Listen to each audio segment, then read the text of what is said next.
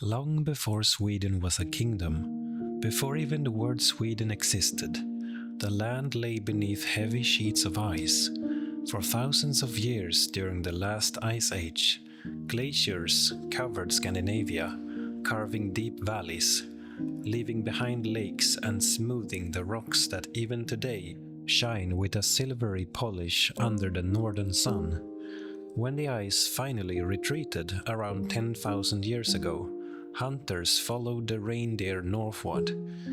These first people lived simple lives, moving with the herds, fishing the rivers and gathering what the forests gave them. Imagine the silence of those ancient days. No cities, no farms, only the crackle of campfires and the distant call of birds across endless tundra. As centuries passed, forests spread where the ice had melted. Pine and birch trees rose tall. Moose wandered the valleys, and rivers teemed with salmon. The people learned to carve tools of stone, then bone, then bronze. They left carvings on rocks known today as hällristningar, depictions of ships, animals, and rituals. These carvings still stand in places like Bohuslän, silent voices from people who lived thousands of years ago. In the Bronze Age, trade reached Scandinavia. Amber from the Baltic coast was exchanged for bronze from far-off lands. Burial mounds grew on hilltops, where chiefs and their families were laid to rest with ornaments, weapons, and sometimes even entire ships to carry them into the afterlife. Already, a sense of connection to the sea was forming, the sea that would later carry the Vikings across half the world. The Iron Age brought stronger weapons and sturdier tools. Farming grew more organized, small villages with wooden houses, fields of barley and rye, cattle and sheep in pens. Warriors carried long swords, iron spearheads, and round shields painted with simple patterns. Life was hard, but also rooted in the rhythm of the seasons, sowing in spring, harvesting in autumn, and long dark winters warmed by fires and stories. And always there were the gods. The people worshipped powers of nature, the thunder of Thor, the wisdom of Odin, the beauty of Freya. They raised wooden idols in groves, made offerings at lakes and springs, and believed that their lives were watched over by unseen spirits. This was the world from which the Viking Age would rise. Around the year 800, the world changed. Across Scandinavia, men and women began to take to the sea in long, sleek ships with dragon-headed prows. Some sought adventure, others wealth, others simply new lands to settle. While the Norwegians sailed west and the Danes south, the Swedes looked eastward. From the shores of Lake Mälaren and the island of Gotland, Swedish Vikings, often called Varangians or Rus, set out across the Baltic Sea. Their ships glided along rivers that cut through what is now Finland, Russia, and Ukraine. They traded furs, amber, and iron for silver, silk, and spices.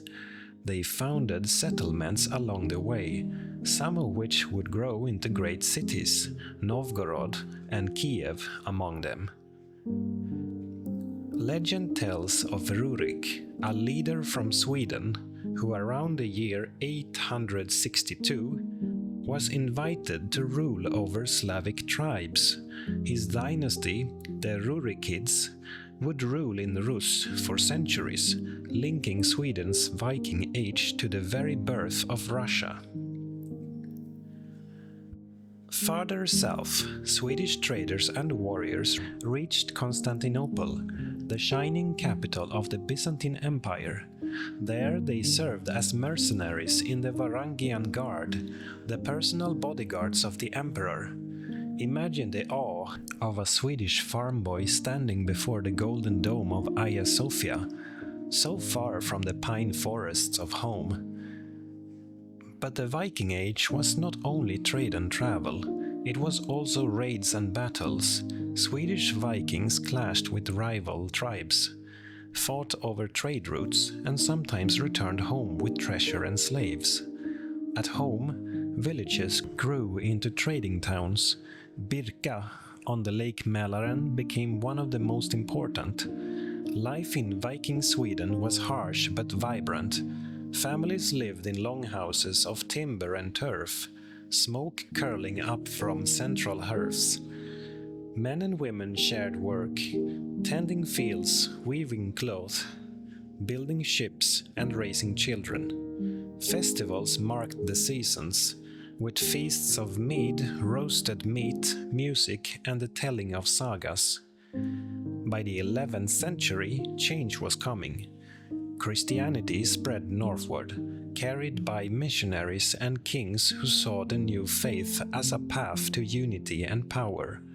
Old gods still lived in the hearts of many, but slowly the cross replaced Thor's hammer as the symbol of devotion. With this shift, the Viking Age faded, giving way to a new chapter in Swedish history.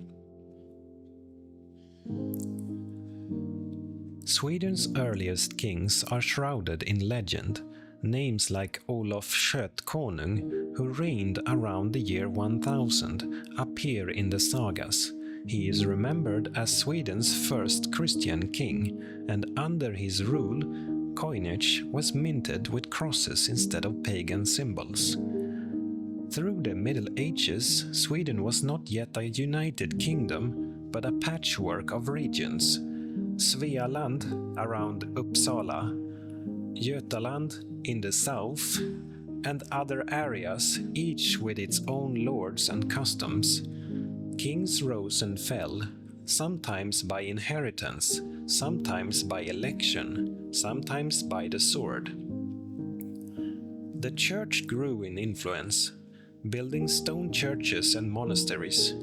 Pilgrims traveled to Uppsala, where a great cathedral would rise in the 13th century.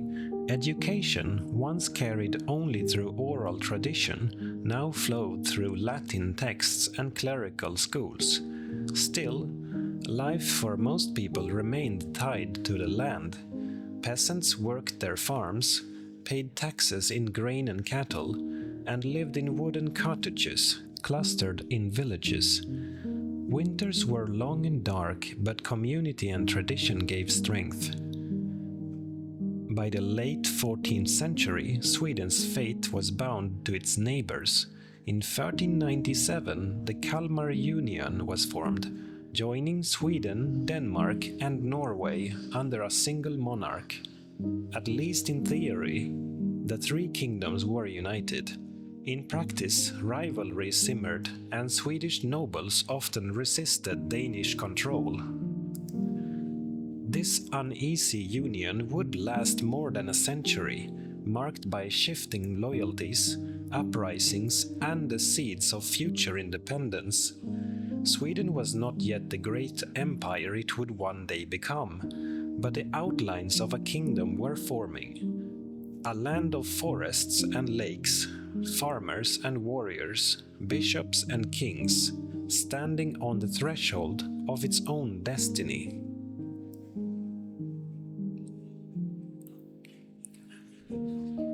The 15th century in Sweden was a time of turbulence. Though the Kalmar Union promised unity, in practice Sweden often felt like a land under Danish shadow.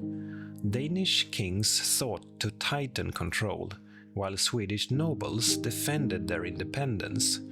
Rebellions rose, were crushed, and rose again. The breaking point came in 1520 with an event known as the Stockholm Bloodbath. Danish King Christian II invited Swedish nobles to a coronation feast. But instead of celebration, it ended in treachery. Dozens of Swedish leaders were executed in the city square, their cries echoing against the stone walls. Fear and anger spread across the land. Out of that anger rose a man named Gustav Vasa, a nobleman who had escaped Danish capture. He gathered support from peasants and fighters across the countryside. With fiery speeches and promises of freedom, he rallied Sweden to his cause. After years of struggle, in 1523, Gustav entered Stockholm as king. The Kalmar Union was broken and Sweden stood independent. Gustav Vasa proved to be more than just a rebel leader. He laid the foundations of the Swedish state. He embraced the Protestant Reformation, cutting ties with the Catholic Church and seizing church lands for his crown. He strengthened royal authority, reorganized taxation, and ensured that loyalty to the monarch outweighed loyalty to local lords. Under Gustav and his sons, Sweden began to take on the shape of a modern kingdom. Centralized, unified, and looking outward toward the world beyond its forests and lakes. The age of local uprisings was ending. The age of ambition was beginning. The 17th century marked Sweden's most dramatic rise. A small northern kingdom transformed into a great European power. It began with war. Sweden fought Denmark, Poland, and Russia for control of the Baltic Sea.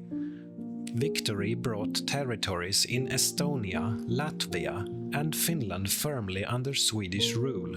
Swedish merchants and warships dominated the waters, earning Sweden the title of the Lion of the North. But the most famous moment came during the 30 Years' War. In 1630, King Gustavus Adolphus led Swedish armies into the heart of Germany, known as the Lion of Midnight. He revolutionized warfare with mobile artillery and disciplined troops. His victories gave hope to Protestant states against the Catholic Habsburgs. Tragically, Gustavus Adolphus fell in battle in 1632 in Lützen. Yet his legacy endured. Sweden emerged as a respected and feared power, holding vast territories across Northern Europe. Back home, the capital of Stockholm grew. Palaces and churches rose. Trade flourished, and Swedish culture blossomed. The empire's wealth funded art, literature, and science. Scholars like Olof Rudbeck dreamed of connecting Sweden's ancient past to myths of Atlantis, while poets celebrated kings and victories. Yet, beneath the glory, burdens grew heavy. Constant warfare drained the treasury and demanded the lives of thousands of peasants conscripted into the army. The empire stretched wide, but its foundations were not unshakable.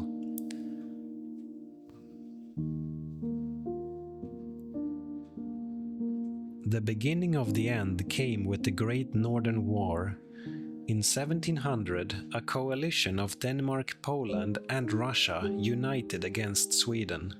At first, under the young King Charles XII, Sweden astonished Europe with bold victories. Charles was only 18 when he defeated the Danes and Poles, then marched his armies deep into Russian lands. But fortune turned. At Poltava, in 1709, Sweden suffered a crushing defeat at the hands of Peter the Great of Russia. Charles fled to the Ottoman Empire, and Sweden's grip on its territories began to slip. For years, Charles fought on, stubborn and unyielding, but when he was killed in battle in 1718, the empire's dream ended. By the Treaty of Nystad in 1721, Sweden lost most of its Baltic possessions. The Great Power era was over. What followed was an age of reflection. Power shifted from absolute monarchs to the parliament, the Riksdag of the estates. Political parties, the hats and the caps, debated Sweden's direction. while thinkers embraced Enlightenment ideas. Sweden was no longer an empire, but it was still a nation of resilience. The forests still stretched endless, the lakes still glittered under summer skies, and the people still carried the memory of battles fought and lessons learned. After the fall of its empire, Sweden entered the 19th century humbler but not broken. The great wars had ended, but with them the endless drain of soldiers and silver. Instead, a new question arose. What paths should Sweden follow now that it was no longer a great power? One of the first turning points came in 1809. After a disastrous war with Russia, Sweden lost Finland, a land that had been tied to Sweden for centuries. The defeat shook the nation deeply. Many felt the old system had failed and reforms were needed. That same year, a new constitution was introduced, limiting the king's power and granting stronger rights to the parliament. It was a step toward a more modern constitutional monarchy. But Sweden also faced another challenge. Who would lead it? The royal line was weak, and in a remarkable twist of history, the Swedes invited a French marshal under Napoleon, Jean-Baptiste Bernadotte, to become their king. He accepted, took the name Karl XIV, Johann, and founded a new dynasty that still rules Sweden today. Imagine the strangeness, a soldier who once fought against Sweden now sitting on its throne, learning the language and shaping its future. During the 19th century, Sweden was still largely rural. Most people lived in small villages, working the land as their ancestors had for centuries. But change was stirring. The Industrial Revolution arrived slowly but steadily. Sawmills turned the vast forests into timber for export, iron mines grew busier, and railways snaked across the landscape, connecting towns that had once felt worlds apart. Yet life was not easy. Poverty weighed heavily, especially in the countryside. Families often had too many mouths to feed, and opportunities were limited. This led to one of the most dramatic movements in Swedish history, emigration. Between 1850 and 1930, more than 1 million Swedes, nearly a quarter of the population, left for America. They boarded ships in Gothenburg and Malmö, bound for a distant land of promise.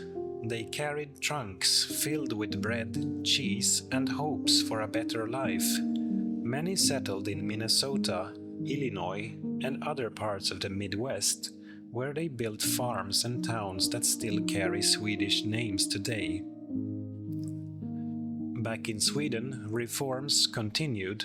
By the end of the century, education expanded, newspapers flourished, and movements for democracy grew stronger.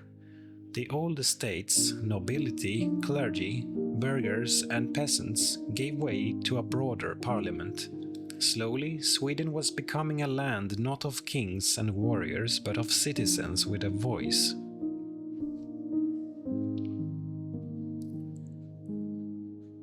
The 20th century began with tension across Europe. Old empires clashed, and new technologies transformed warfare. When World War I broke out in 1914, Sweden chose neutrality. It did not send armies into the trenches of France or the fields of Poland, but neutrality did not mean peace of mind. The nation prepared for defense, tightened its economy, and watched carefully as millions perished beyond its borders. After the war, Sweden continued its democratic reforms. In 1921, Swedish women gained the right to vote, joining the men in shaping the nation's future.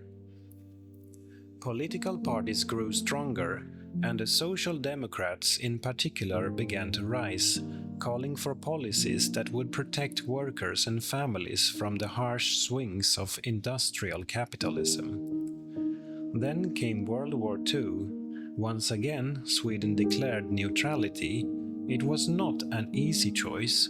To the west, Norway and Denmark were occupied by Nazi Germany. To the east, Finland fought desperately against the Soviet Union. Sweden balanced on a knife's edge, trading with Germany to avoid invasion, yet also offering quiet aid to resistance movements and taking in Jewish refugees. It was a time of compromise, tension, and constant uncertainty, but in the end Sweden remained uninvaded, scarred by the moral challenges of neutrality, but spared the physical destruction that leveled much of Europe. After the war, Sweden entered a golden age of peace and prosperity. Industry boomed. Companies like Volvo, Saab, Ericsson, and IKEA became known across the world. At the same time, Sweden built what became known as the welfare state, a system of universal healthcare, free education, pensions, and social safety nets. Taxes were high, but the promise was security for all. For many around the world, Sweden came to symbolize a middle way, neither capitalist excess nor communist control, but a balance of democracy, equality, and care. The Nobel Prizes, awarded each year in Stockholm, became a symbol of Sweden's role in promoting science, culture, and peace. Daily life changed dramatically. Cities expanded, cars filled the roads, and televisions brought the wider world into Swedish living rooms. Yet, even in modernity, traditions remained. The summer holiday of midsummer, dancing around the maypole, eating herring and strawberries under the long light of June evenings, the winter celebrations of Lucia, candlelit processions breaking the darkness of December.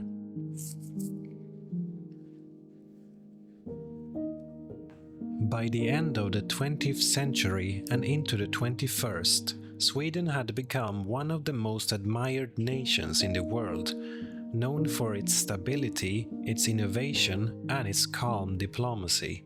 It often seemed a quiet corner of the globe compared to the chaos elsewhere. Sweden joined the European Union in 1995, but kept its own currency, the krona. It contributed to international peacekeeping, supported global development, and continued to produce music, films, and literature that traveled far beyond its borders. From the pop hits of ABBA to the novels of Astrid Lindgren, Swedish culture touched millions. Yet challenges also arose. Debates over immigration, integration, and the balance of the welfare system in a changing world. Like every country, Sweden continues to wrestle with the future, but its long history of surviving ice ages, wars, empires, and decline has given it resilience.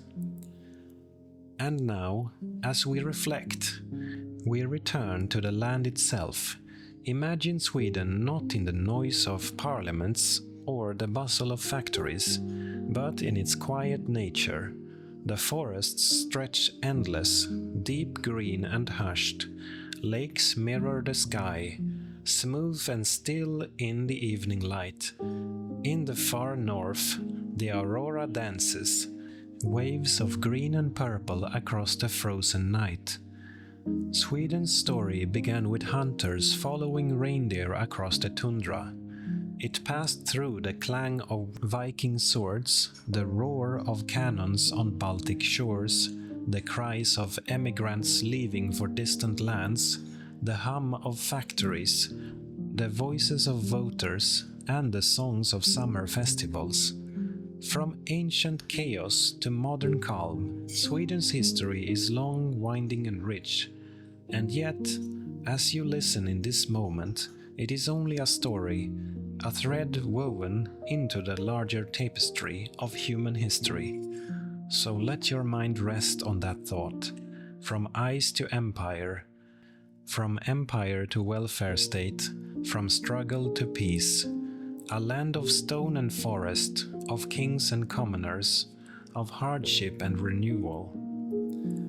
And now, the story is quiet, the voices fade, only the wind through the pines remains, and the soft lapping of water against the shore. Sweden still stands, and you may close your eyes, knowing its history will carry on.